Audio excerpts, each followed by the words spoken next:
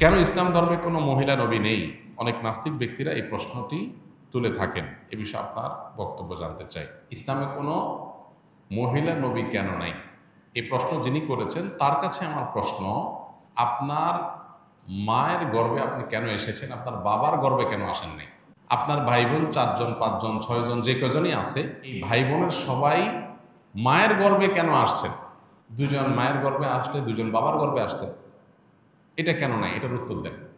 কেন আল্লাহ তাআলা পুরুষদেরকে নবী বানিয়েছেন? নবীদের কাজটা বাহিরে না ভেতরে? শুধু কি বাহিরে? তাদের কাজটা চ্যালেঞ্জিং, মহা চ্যালেঞ্জিং, তাই না? কোথাও শত্রুর সাথে লড়াই করতে হবে, কোথাও তাকে যুদ্ধ সংগ্রাম করতে হবে, কোথাও বাধার মুখোমুখি হইতে হবে, কোথাও জুলুমের শিকার হইতে হবে, কোথাও ফিজিক্যাল অ্যাটাকের শিকার হইতে হবে। এগুলো কি একজন নারীর জন্য সহ্য করাটা খুব বেশি উপযোগী? তাহলে হ্যাঁ, নারী অনেক কিছুই করতে পারে, আল্লাহ তাআলা তাকে অনেক ক্ষমতা দিয়েছেন। দেখুন, যে পুরুষ বীর হবে নারী তাকে জন্ম দিবে, এর চেয়ে বড় গৌরবের বিষয় কি? যে পুরুষ বীর হবে নারী তাকে গড়ে তুলবে, বীরের মা হবে, এর চেয়ে বড় মর্যাদার বিষয় কি? মর্যাদা দেওয়ার নাম করে আমরা এখন যা করছি এটা পৃথিবীকে পশ্চাদমুখী করবে। যেটাকে আমরা অগ্রগতির মাধ্যম মনে করছি সেটা আসলে আমাদেরকে পেছনের দিকে নিয়ে যাবে। বিদায় বিষয়ে আমাদেরকে সতর্ক হতে হবে, সচেতন হতে হবে। আল্লাহ রাব্বুল আলামিন যাকে দিয়ে যে কাজ নিতে চান তাকে সেইভাবে তৈরি করেছেন। আপনি এটাকে উল্টাতে চাইলে সেটা হবে না। অতএব আল্লাহ তাআলা কেন পুরুষদেরকেই শুধু নবী বানিয়েছেন, মেয়েদেরকে কেন নবী বানান না? এর মধ্যে এটার উত্তর আছে। আল্লাহ আমাদেরকে বোঝার তৌফিক দান করুন। আমার বয়স 19 বছর। আমি ছোট থেকে নানু নানার সাথে থাকি। আমার মা বাবার সাথে থাকি না, কিন্তু মা বাবার সাথে কথা হয়, দেখা হয়। এখন আমার প্রশ্ন, আমার নানা নানু অসুস্থ হলে আমার খুব খারাপ লাগে, কিন্তু মা বাবার ক্ষেত্রে খারাপ লাগে না, টেনশন হয় না। এখন আমার মাঝে মধ্যে মনে হয় আমি সন্তান হিসেবে কুসন্তান হয়ে গেছি নাকি। সন্দেহাতীতভাবে এটা খারাপ জিনিস যে আপনার মা বাবার অসুস্থতা আপনার কষ্ট হয় না, কারণ আপনি তাদের সাথে থাকেন না, মায়া তৈরি হয়নি। প্রথমত, মা বাবা হিসাবে তারা, অভিভাবক হিসাবে, আপনার মা বাবা হিসাবে তাদের কোনো কষ্ট হলেই আপনার ভিতরে কষ্ট অনুভব হতে হবে। এটা হওয়ার জন্য আপনি তাদের সান্নিধ্যে যাবেন, তাদের কাছে থাকবেন, এবং আপনার এই কাউন্সিলিংটা দরকার যে মা বাবা আপনার জন্মদাতা, নানা নানু নন। অতএব দুনিয়াতে আসছেন তাদের উসিলায়, তাদের মাধ্যমে, নাহলে দুনিয়ার আলোই দেখতেন না। বিধায় তাদের প্রতি আপনার কর্তব্য আছে, সেই কর্তব্যটা আপনাকে পালন করতে হবে।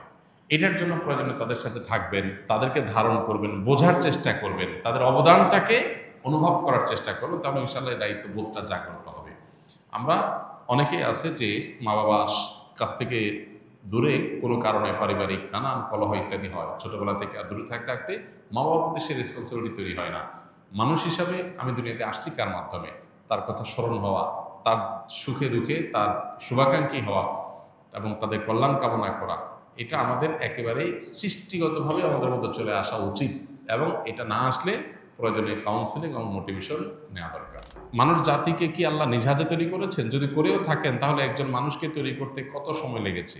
কেননা একজন বক্তা দাবি করেছে ওনার তরিকার আরেক বক্তাকে তৈরি করতে নাকি আল্লাহ 30 বছর সময় লেগেছে। নাউযুবিল্লাহ। ইন্নামা আরাদা শাইআন আন ইয়াকুলা লাহু কুন ফায়াকুন। আল্লাহ রাব্বুল আলামিন বলেছেন, আল্লাহ যখন কোনো জিনিস সৃষ্টি করতে চান তখন আল্লাহ বলেন হও, হয়ে যায়। আল্লাহ শুধু কুন বলেন, কুন মানে হও, হয়ে যায়। গোটা সৃষ্টি জগৎ তৈরি করা আল্লাহর জন্য মানে এক কুন বলার সময়ের ব্যাপার, তাই না? আল্লাহ যা চান সেটাই হয়ে যায়।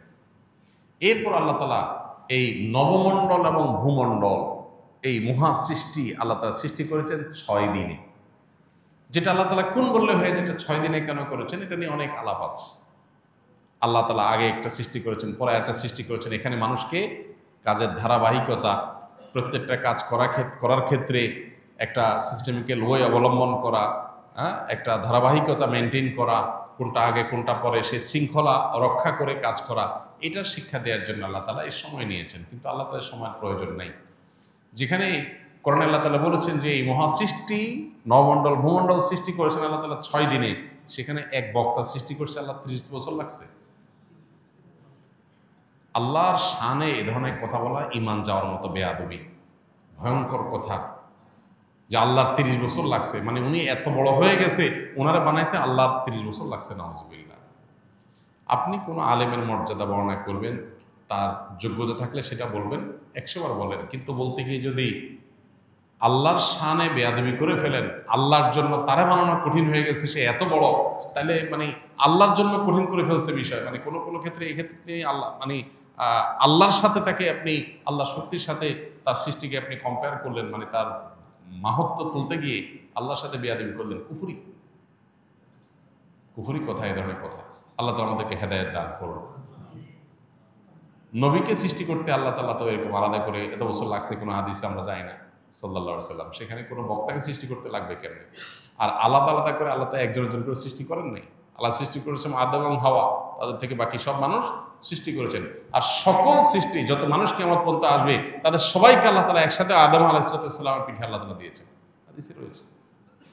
এগুলো সবগুলো আল্লাহর জন্য একটা কুন বলার ব্যাপার। অতএব এই কথাগুলো ভ্রান্ত কথা।